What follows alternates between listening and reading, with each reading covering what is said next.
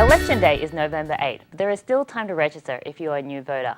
New voters can register until Halloween, but you have to register in person at Kitsap County Auditor's Office in the County Administration Building at 619 Division Street in Port Orchard. You can get registration forms at local libraries, schools, or at the Auditor's Office. The Auditor Office encourages those who wish to vote in November to make sure they are registered and up to date as soon as possible. Ballots go out to voters beginning October 19. This is a big election, and we encourage everyone to exercise their right to have a voice and vote on November 8. If you have any questions, call the Auditor's Elections Office at 360-337-7128. Well, opening this October at the Kitsap County Fairgrounds, it's Kitsap County's newest hospital, asylum, and research facility. Although this one doesn't appear on anyone's preferred provider list, it is an option for those budget-conscious individuals who are not put off by a rude staff. Hospitals equipped with none of the latest technological innovations, this hospital instead relies on experimental procedures. That's right, it's time for Kitsap's Haunted Fairgrounds. Visitors from throughout Puget Sound make their annual trek to the fairgrounds for one of the best haunted experiences of the season. The Haunted Fairgrounds opened last weekend and continues Fridays and Saturdays through October. And of course, there is a special Fright Night on Halloween, Monday the 31st. You can experience the Haunted Fairgrounds with a no-scare, lights-on visit between 5 and 6 o'clock. The full-scare visit runs from 6 to 11. Lights-on admission is $5. Regular admission is $15. They do have a VIP package that gets you 2 trips through the scare and head-of-the-line privileges for only $20. You can get all the information about the Haunted Fairgrounds at the website shown below. That sounds like scary fun. I can't wait to go. A portion of Southwest Drive in South Kitsap is closed until mid-November as work gets underway on a project to restore the Harper Estuary. Kitsap County Department of Public Works is partnering with Washington Department of Fish and Wildlife and the Washington Department of Ecology to restore the estuary. The project restores tidal influences and natural habitat impacted by undersized culverts and old roadway fill. The project is planned in 2 phases. Washington Department of Fish and Wildlife is a lead design for Phase 1. This phase of the project removes industrial fill from a former brick factory from the estuary. In addition, a 16-foot 3-sided concrete culvert will replace the existing 24-inch culvert under the Southwest Drive to improve fish passage and increase tidal exchange. Manchester Water District, Puget Sound Energy, Century Link, and Wave Broadband will be relocating their utilities along the roadway during this phase. The second phase of the project, designed to be and managed by the county, removes the existing 36-inch diameter culvert and associated road fill on Southeast Olympiad Drive and replaces it with a 120-foot bridge. The bridge is a preliminary design by OTAC and is anticipated to go out for bid in early 2017 once funding is secured. You can sign up for automatic updates on this project and the project website shown below. State law requires the assessor's office to conduct physical inspections on all real property throughout the county on a rotating basis. Appraisers from the assessor's office are now conducting physical inspections throughout central Kitsap, and they're expected to finish that work in March of 2017. If an appraiser from the assessor's office contacts you or comes to your door or you see them in your neighborhood, please understand that they're trying to verify the physical characteristics of your property to ensure the accuracy of our data. Feel free to ask them any questions that you may have about the process. Due to the high volume of inspection staff that we conduct, we are unable to accommodate appointments for these inspections. Our appraisers don't drive county vehicles. However, their vehicles are marked with proper county identification on both sides. If you need to verify that they are assessor's office staff, you can request to see their individual credentials, or you can also check our inspection area progress map here at the website shown below. And of course, you're always welcome to contact the assessor's office at 360-337-7160. Composting food is a time-honored way to put your garbage to beneficial use. This month, we're taking an inside look at a local worm farm and an innovative new Adopt a Worm bin program for local schools. Let's head out to the ranch, a worm ranch. Did you know worms can eat their own body weight of organic waste, soil and materials? And then they excrete that same amount daily. We're here at the 3-in-1 Worm Ranch, and we're going to learn more about food waste, composting, and more about these amazing little creatures. Today I have with me Julie, who is the owner of the 3-in-1 Worm Ranch. Hi, Julie. Hi, how are you? Good, thank you. Can you tell me more about what you're doing right now? Right now I am harvesting the worms, and what we have to do is we have to separate their worm castings from what we call the worm meat, which is a clump of worms. And usually we sell by the pound, and you can see they're slowly crawling out of their dirt. Wow. And then what we do is when they're totally crawled out of their dirt, then we harvest them as worms, and then the castings stay separate. Oh, wow. Okay, so what do you do with the worms as you harvest them? Well, I weigh them out by the pound, and people come and purchase them by the pound. I put them in a little worm bag with some of the bedding that they're grown in, so they acclimate to their new home better. Wow. So, can you tell me more about how you got started with the worm farm? Well, we were tied up with some friends of ours that lived on donations, and somebody told her how to build a worm box to feed her aquarium full of fish because she didn't want to spend the donation money to feed her fish. And we were out there digging up worms in the rainstorm one time, and she said, you know, people really make money with worms and they eat your garbage. And that solved a lot of our problems because we didn't have garbage service when we first moved here. We were on a septic system, so I thought, well, that'll be great. So I came home and I did my research, and we bought our first worm factory. And before we know it, in 5 years, we had 2 of them 8 trays high, manufacturing more castings and worm tea than we knew what to do with. Oh, wow. So I started taking it to work, and all my coworkers thought it was great. And one of my coworkers showed me how to bottle it, gave me an idea on how to bottle the tea and start selling it. In the beginning, we were selling in the local farmers market and at the local grocery stores, and now here we are, 6 years later in a full-blown business. Wow, that's so fascinating. Yeah. Can you tell me about how much food waste you go through? Oh, we probably do about 20 people's recycling. Oh. Each one of these farms gets a 5-gallon bucket of ground up produce. We start each farm with 10 lawn and leaf bags full of shredded newspaper, and we get some manure from a local alpaca farm, and we get some stuff from a local restaurant, and eggshells and egg cartons, and each one goes through, I would say, 10 pounds of food waste a week. Wow. And then, so how much does that develop in castings? Well, each one of these farms holds between 2 to 3 cubic yards of castings when they're completed. Wow. Okay. Well, thank you so much, Julie. Caitlin Newman from Kitsap County is now joining us, and she's going to show us more about how to make one of these worm bits at home. Yeah. So Kitsap County Solid Waste Division, one of our goals is to teach people how to recycle at home. Many people do that with their cans, bottles, and paper, but we're trying to get more people to recycle their food scraps from their kitchen.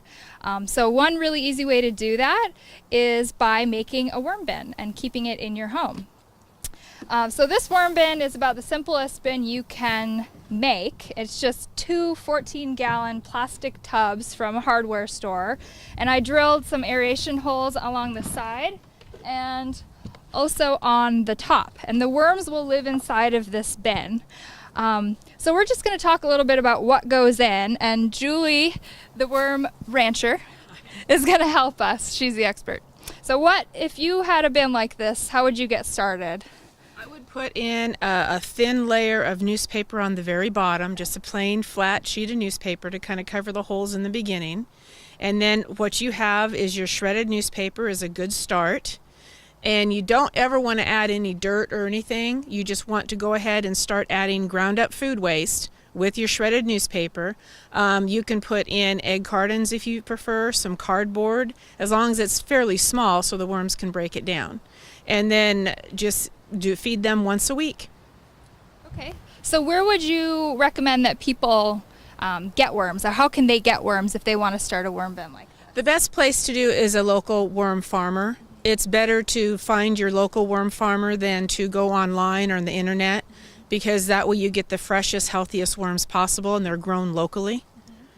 Can you go out in your garden and find a worm to put in there? You can, if you have a large population of worms, if you have really good soil, you can, but you're going to get a lot of what we call the native earthworms, and they don't eat as fast as the red wigglers. The red wigglers were pretty much bred to eat food waste, and that's what 90% of the composters use is the red wigglers. So I started this bin for demonstration purposes, and I actually had Julie mail me some worms. So they came in a bag, and I had to be there to receive them. And I just popped a pound of worms in with the shredded newspaper that Julie was mentioning. So you said paper, food scraps, and worms. Yes. Should we show people how to feed? This is about as much per week you want to use. No more than this, about this much. Because they will eat all that gone. And what is worm tea? Worm tea is a liquid version of the worm casting fertilizer. It's part of the liquid runoff system of the worm composting system.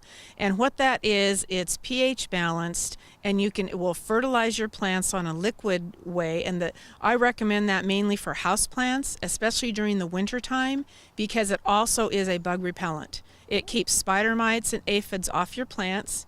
In fact, because I water all my plants in the house with the worm tea, I can leave a bowl of fruit and vegetable scraps on my countertop and I have no fruit flies.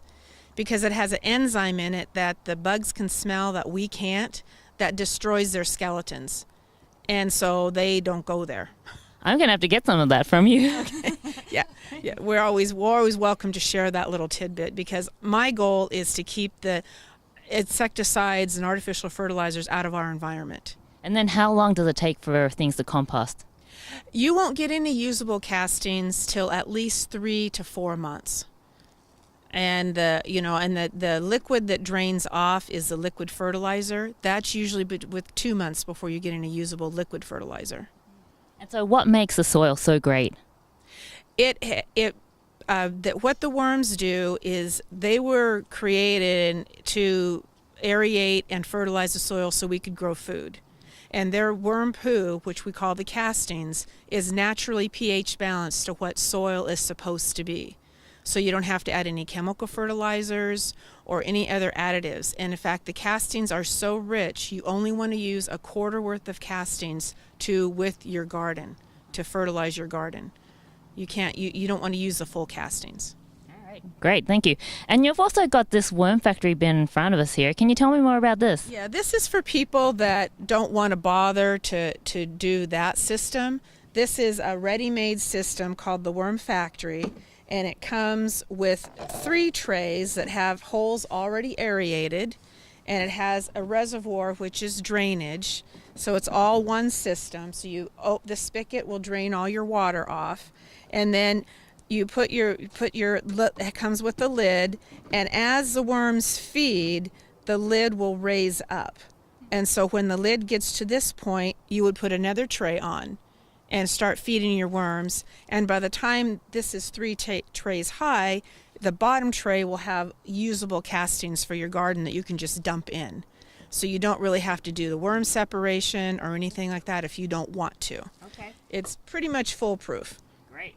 Well, thank you so much. And then you also mentioned before about light and having that around the worms. Can you tell me more about why you would do that? Okay, the worms do not like light. What happens is in contained systems is the pH balance will get off, or the alkaline or acidic level will not be correct, or here in Kitsap County especially, we're subject to barometric pressure fluctuations, and the worms are susceptible to that, and they think there might be somewhere else better to go, and so they'll crawl out through any crevice or any hole that they can find, not knowing they're going to die when they get out.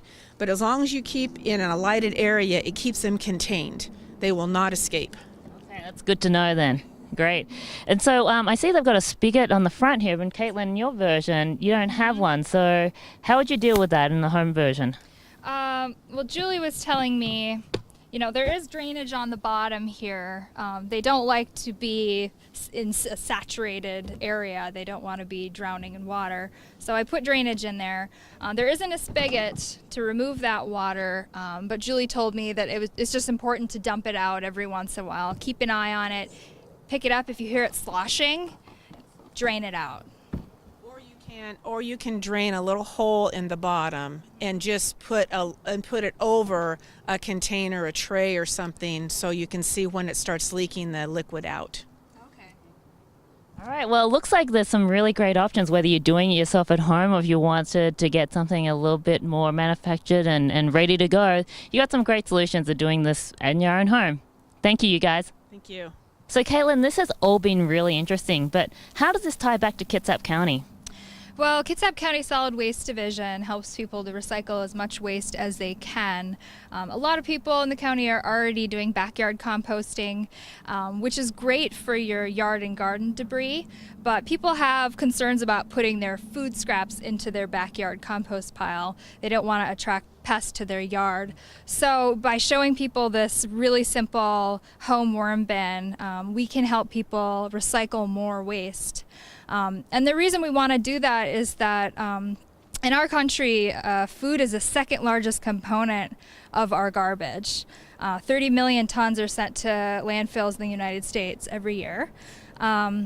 And that's an issue because when it gets to landfill, bacteria there eat it and produce methane, which is a greenhouse gas.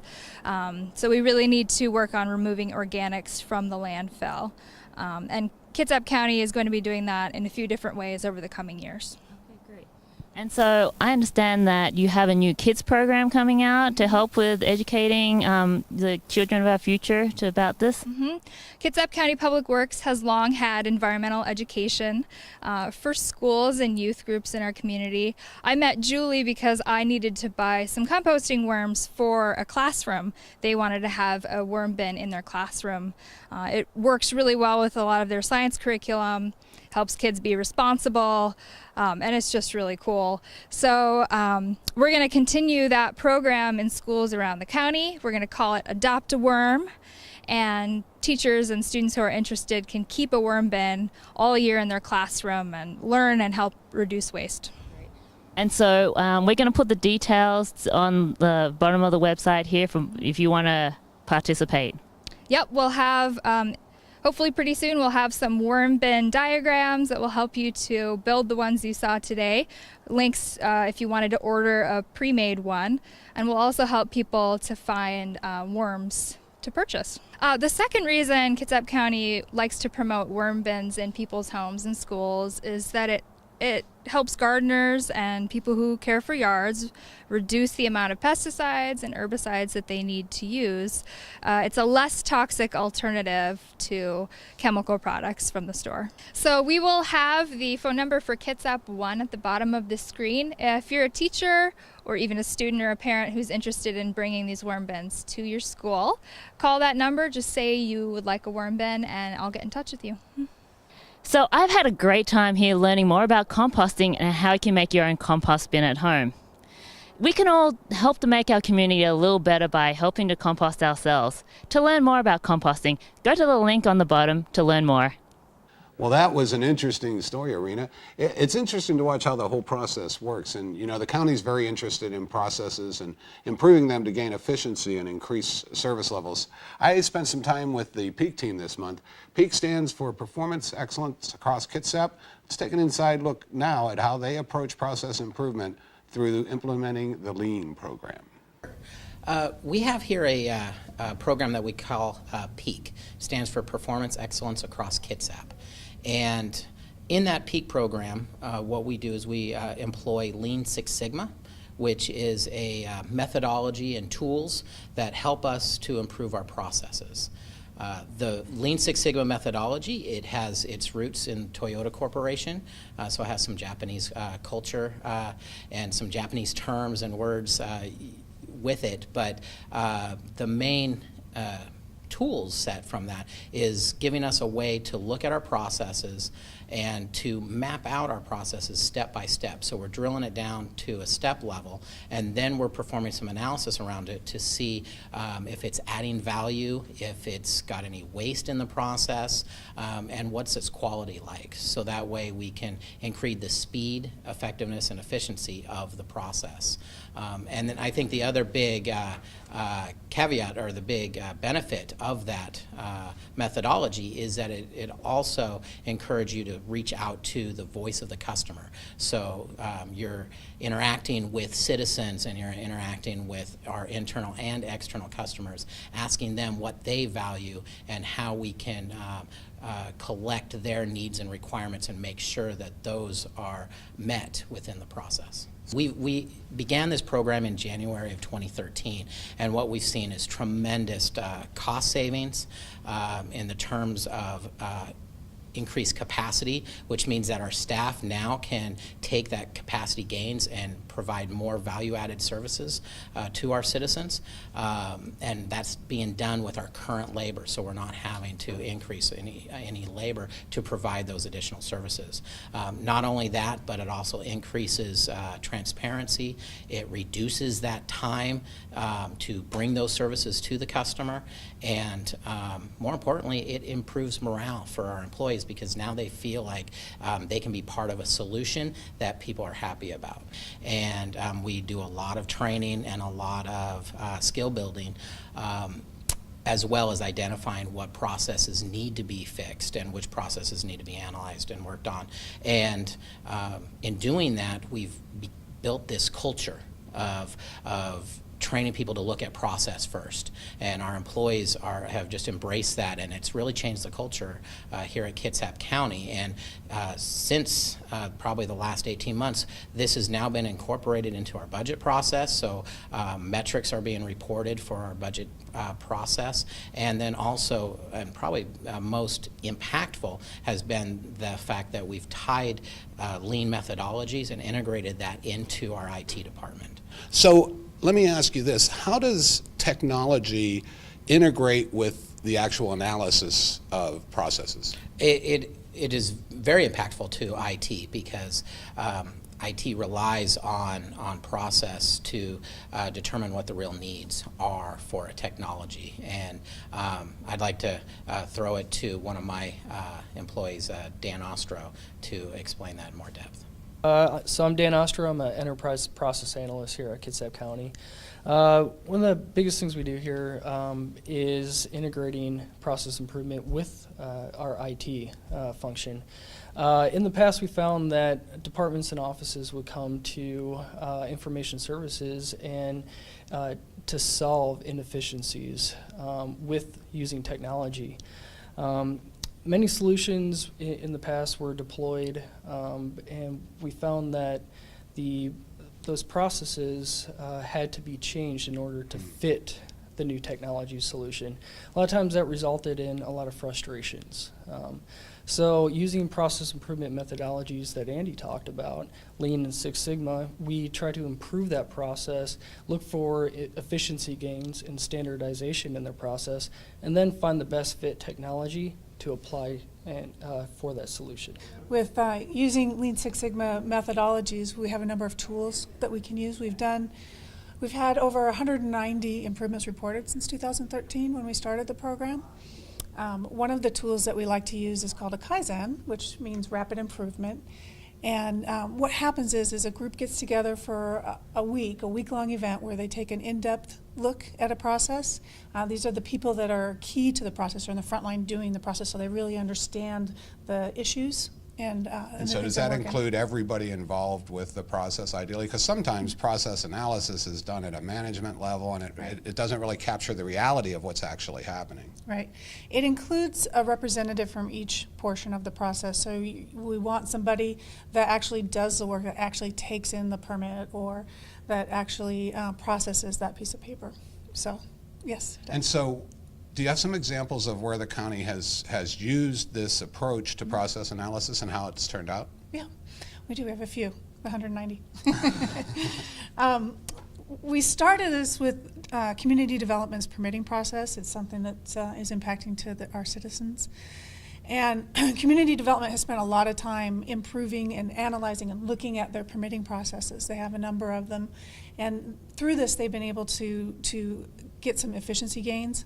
They've reduced processing times, but most importantly right now, as the economy is rising and the permit activity is rising, they're able to accommodate that with minimal adjustments in staffing. So we had a great time talking with Dan and Mary, and it sounds like a really fascinating program.